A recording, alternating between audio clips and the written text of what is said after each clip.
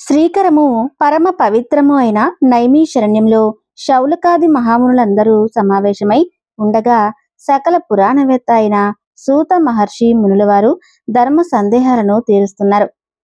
అప్పుడు మునులు అడిగిన మీదట సూతుడు పరమేశ్వరుడు పార్వతికి తన శరీరంలో అర్ధభాగాన్ని ఇవ్వడానికి కారణమైనటువంటి వ్రతాన్ని గురించి ఈ విధంగా చెప్పాడు. ఓ మహామునులారా, ఈ సర్వలోక సృష్టికర్త అయినటువంటి భగవంతుడు శ్రీ సదాశివునకు నమస్కారములు.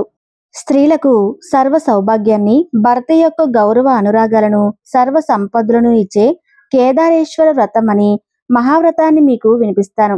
ఇది పూర్వం చాలా మంది ఆచరించి సత్ఫలితాలు పొందారు. పూర్వం పర్వతరాజు పుత్రికైనటువంటి జగదంబ స్వయంగా ఈ వ్రతాన్ని చేసి భర్త శరీరంలో అర్ధభాగాన్ని సంపాదించుకుంది. ఈ వ్రతం ఆచరించిన వారికి, వ్రత మహిమను విన్నవారికి ఆయుర ఆరోగ్య అష్ట ఐశ్వర్యాలు కలుగుతాయి. ఈ ఉత్తమ వ్రతాన్ని 61 మార్లు చేసిన వారు ఇహలోకంలో గొప్ప అదృష్టాన్ని, తేజస్సును, ఆయుష్ను పొంది అనంతరం శివ సాన్నిధ్యాన్ని పొందుతారు. అందుచేత అందరూ జాతి మత వర్ణ భేదాలు లేకుండా నియమ నిష్టలతో ఈ వ్రతాన్ని అనుష్ఠించాలి అని చెప్పి వ్రత విధానాన్ని వివరించసాగారు. పరమ పవిత్రమైన కైలాస పర్వత శిఖరాన శ్రీ పరమేశ్వరుడు ఒకనాడు పార్వతీ సమేతంగా ప్రమద గణాలు, మునిగణాలు, కుబేర, వరుణ, ఇంద్రయ, దిక్పాలకులు, నారదుల వారు, అగస్త్యాది మహాత్ములు కొలువు తీరి ఉన్నారు. అప్పుడు సభలో సదాశివుని ప్రేరణ వలన నారద ఋషుల గానం చేశారు. వారు మనోహరంగా పాడుతూ ఉంటే వారి గానానికి తగిన విధంగా రంభ, మేనక, దేవకన్యలు నాట్యం చేశారు. వారి నాట్యంలో రంభ యొక్క నాట్యం పరమశివునకు ఆహ్లాదం కలిగించింది. ఆ సమయంలో ప్రమద గణానికి చెందిన భృంగి అనే ఒక మహాభక్తుడు శివుని అనుమతి పొంది సభకులందరికీ నవ్వు పుట్టే విధంగా వికట నాట్యం చేశాడు. ఆ నాట్యాన్ని చూసిన సభలో ఉన్న వాళ్ళందరూ నవ్వులకు పర్వత గుహాలు మారుమ్రోగాయి. పరమశివుడు సంతోషంతో భృంగిని వృత్తి భంగిమలు బాగున్నాయి, నాకెంతో ఆనందం కలిగింది అంటూ అతని మీద ఎంతో దయ చూపించాడు. తన వికట నాట్యంతో అందరు మనల్ని పొందిన భృంగికి పార్వతీదేవిని విడిచి పరమశివులకు మాత్రం ప్రదక్షిణ నమస్కారాలు చేశాడు. అతడు అలా చేసినందుకు పార్వతీదేవి ముఖం చిన్నబోతుంది. వెంటనే పరమేశ్వరుడితో, నాదా, ఇతడు మీ ఒక్కరికి మాత్రమే ప్రదక్షిణలు నమస్కారాలు చేసి ఊరుకున్నాడేమిటి అని ప్రశ్నించింది. అప్పుడు సదాశివుడు మందహాసం చేస్తూ, దేవి, జ్ఞానం కోరేవారు నన్ను ఆరాధిస్తారు, కాని వారికి నీతో పనిలేదు. అందుకే భృంగి అలా చేశాడు. నువ్వు దీన్ని అవమానంగా భావించుకు అని చెప్పాడు. అయితే అతని మాటలకు జగన్మాత సంతృప్తి పడలేదు. శివునితో పాటు తనకు కూడా ప్రాముఖ్యత సంపాదించుకోవాలని దృఢనిశ్చయం చేసుకుంది. ఎలా జరుగుతుంది అని ఆలోచించి ఏదైనా పూజ కాని, వ్రతాన్ని కాని చేయాలనుకుంది. తాను శక్తి స్వరూపిణి కాబట్టి సర్వశక్తులను ఆకర్షించుకుంది. దంపతులిద్దరూ ఒకరినొకరు దూరంగా ఉంటున్నారు. దేవతలందరూ ఆమెను ప్రార్థించారు, కానీ ఆమె శాంతించలేదు. సరికాదా, కైలాసాన్ని విడిచి భూలోకానికి వచ్చేసింది. పరమ పవిత్రమైనటువంటి భారతదేశంలో దక్షిణ భాగంలో, అంటే వింధ్యా పర్వతాలకు దక్షిణంగా అఖండ గోదావరి తీరంలో గౌతమ మహర్షి ఆశ్రమం ఉంది. అప్పుడు ఆ సమయంలో ఆశ్రమంలో గౌతముడు లేడు. సమితాలు, దర్పలు, పండ్లు మొదలైన వాటిని తెచ్చుకోవడానికి సమీపంలోని అడవికి వెళ్ళాడు. పార్వతీదేవి వచ్చి ఆశ్రమంలో కూర్చుంది. గౌతముడు వచ్చి తన ఆశ్రమం అంతా తేజవంతంగా, ప్రకాశవంతంగా ఉన్నందుకు ఆశ్చర్యపడిపోతూ లోనికి వచ్చి గౌరీదేవిని చూశాడు. వెంటనే అతిథి మర్యాదలన్నీ చేసి ఆమె రావడానికి గల కారణాన్ని అడిగాడు. ఆమె తన దుఃఖానికి గల కారణం చెప్పి, ఓ భగవానుడా, యోగ్యులందరి చేత పూజలందుకునే ఆ పరమేశ్వరుని యొక్క అర్ధభాగం నాకే విధంగా లభిస్తుందో అటువంటి వ్రతాన్ని ఒక దానిని నాకు ఉపదేశించమని అడిగింది. సర్వజ్ఞుడైన గౌతమ మహర్షి కొంతసేపు ఆలోచించి, అమ్మా, కోరిన కోరికలు ప్రసాదించే కేదారేశ్వర వ్రతం అని ఒక మహావ్రతం ఉంది. కేదారేశ్వరుడు అంటే పరమేశ్వరుడే.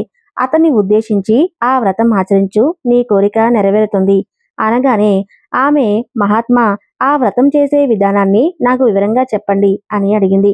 అప్పుడు గౌతమ మహర్షి పరమేశ్వరుని ప్రార్థించి వ్రత విధానాన్ని ఇలా వివరించాడు. తల్లి, విను. అశ్వయుజ శుద్ధ అష్టమి నాడు అభ్యంగన స్నానం చేసి శుచిగా ఉండి తెల్లని పట్టు దారాలతో గాని, నూలు దారాలతో కాని 21 పేటల తోరణం సిద్ధం చేసుకుని కుడి చేతికి కట్టుకోవాలి. ఆనాడు ఉపవాసం ఉండాలి. వ్రతం చేసే ముందు ఇంటిలో ఈశాన్య భాగంలో శుచిగా ముగ్గులు పెట్టి ఒక కొత్త వస్త్రం పరిచి దాని మీద యథాశక్తిగా ధాన్యం కానీ బియ్యం కానీ పోసి దానిలో మధ్యగా ఒక పూర్ణ కలశాన్ని నింపి దానిలో శక్తి కొలది వెండి కానీ బంగారు రత్నాలు కానీ వేసి దానిని గంధ పుష్పాక్షితలతో అలంకరించి ఆ కలశం మీద ఒక కొబ్బరికాయని ఉంచి దాని మీద తెల్ల పట్టుబట్టలను చుట్టి ఆ కలశంలో శ్రీ ఉమా కేదారేశ్వర స్వామిని ప్రతిష్ఠించి పూజించాలి. గోధుమ పిండితో చేసి ఆవు నేతితో వేయించిన 21 పూరీలను, పాలు, పెరుగు, నెయ్యి, తేనెను, పాయసాన్ని, రకరకాల పళ్లను స్వామివారికి నివేదించాలి. తాంబూలం, నీరాజనం, మంత్రపుష్పాలు, ప్రదక్షిణ నమస్కారాలు భక్తి శ్రద్ధలతో సమర్పించాలి. పూజ చేయించిన బ్రాహ్మణుడికి ముందుగా దక్షిణ తాంబూలాలను సమర్పించాలి. పూజ అనంతరం 21 మంది బ్రాహ్మణులకు పిలిచి వారి కాళ్ళు కడిగి దక్షిణ తాంబూలాలను సమర్పించాలి. వారికి భోజనాలు పెట్టాలి. ఉపవాసాలు చేయగలిగితే వరుసగా 21 రోజులు చేస్తే చాలా మంచిది. ఈ విధంగా వ్రతం చేస్తే కేదారేశ్వరుడు నీ ఎదుట ప్రత్యక్షమవుతాడు. నీవు కోరిన వరాన్ని ప్రసాదిస్తాడు అమ్మా. ఈ వ్రతం చేసి అభిష్ట వరాన్ని పొందు అని ఉపదేశించాడు గౌతముడు. గౌతమ మునీంద్రుడు చెప్పిన విధంగా పార్వతీదేవి కేదారేశ్వర వ్రతాన్ని భక్తి శ్రద్ధలతో 21 రోజులు వరుసగా ఆచరించింది. 21వ నాడు వ్రతం సమాప్తి చేయబోయే సమయంలో పరమేశ్వరుడు ప్రత్యక్షమై నీకేం వరం కావాలో కోరుకోమన్నాడు. అప్పుడు పార్వతీదేవి, పరమేశ్వర, ప్రకృతి పురుషులమైన మనం ఇద్దరం వేరువేరుగా ఉండటం సమంజసం కాదు. అందుచేత మీ శరీరంలో అర్ధభాగాన్ని నాకు ప్రసాదించండి. అప్పుడు నన్ను మీ నుంచి ఎవరూ వేరు చేయలేరు. నన్ను మీ నుంచి వేరు చేయటం ఎవరి తరమూ కాదు అని కోరింది. శంకరుడు సంతోషించి ఆ వరాన్ని అనుగ్రహిస్తాడు. దేవి ఆనాటి నుంచి నేను అర్ధనారీశ్వరుడును అనే పేరుతో పిలువబడతాడు. నిన్ను నన్ను ఎవరు వేరుగా చూస్తారో వారికి సర్వైశ్వర్యాలు నశిస్తాయి. అంతేకాదు ఈ వ్రతం ఆచరించిన వారందరికీ కోరిన కోరికలు తీరతాయి అంటూ పార్వతీదేవిని తన వామభాగంలో చేర్చుకున్నాడు. గౌతమ మహర్షి కృతజ్ఞతలు చెప్పి అర్ధనారీశ్వరుడు సంతోషంతో కైలాసానికి చేరుకున్నాడు.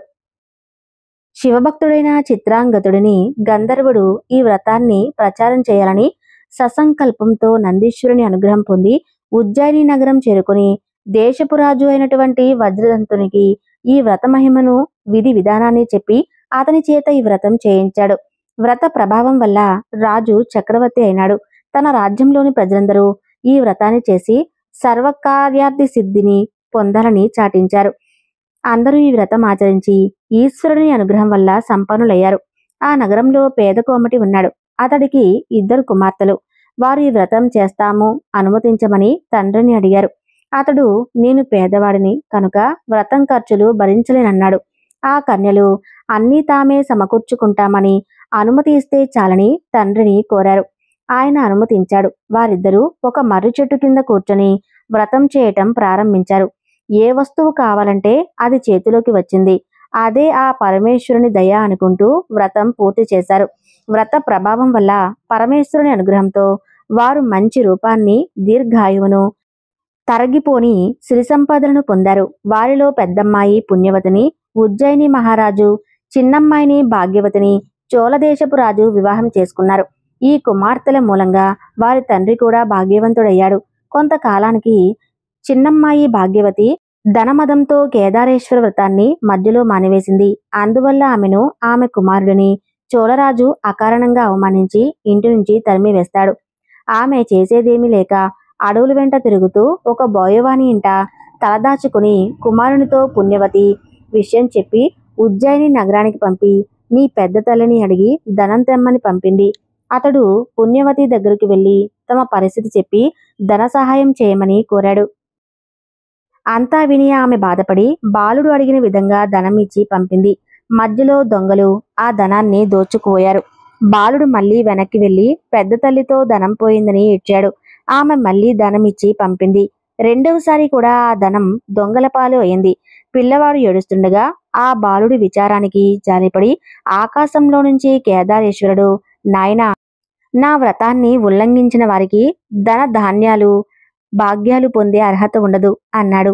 ఆ మాటలు విన్న బాలుడు తిరిగి వెళ్లి పుణ్యవతికి తాను విన్న మాటలను గురించి చెప్పాడు.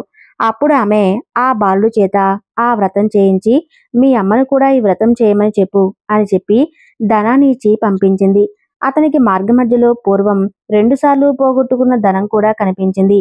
ఆ ధనరాశులతో తల్లి దగ్గరకు చేరి జరిగిందంతా చెప్పాడు. భాగ్యవతి తన తప్పుదాన్ని గుర్తించి కేదారేశ్వరుడికి క్షమార్పణ చెప్పుకొని ఆ వ్రతాన్ని అనుష్ఠించింది. కేదారేశ్వరుని అనుగ్రహం వలన తిరిగి తన భర్త యొక్క అనుగ్రహాన్ని పొంది సుఖంగా కాలం గడిపింది. గౌతమ మహర్షి పార్వతీదేవికి ఉపదేశించిన ఈ వ్రతాన్ని భక్తి శ్రద్ధలతో ఆచరించిన వారికి కేదారేశ్వర స్వామి అనుగ్రహం వల్ల సకల సంపదలు కలుగుతాయి. ఇది స్కంద పురాణంలోని కేదారేశ్వర వ్రత మహత్యం. ఈ వీడియో మీకు నచ్చితే తప్పకుండా లైక్ చేసి ఓం నమ శివాయ అని కామెంట్ చేయండి.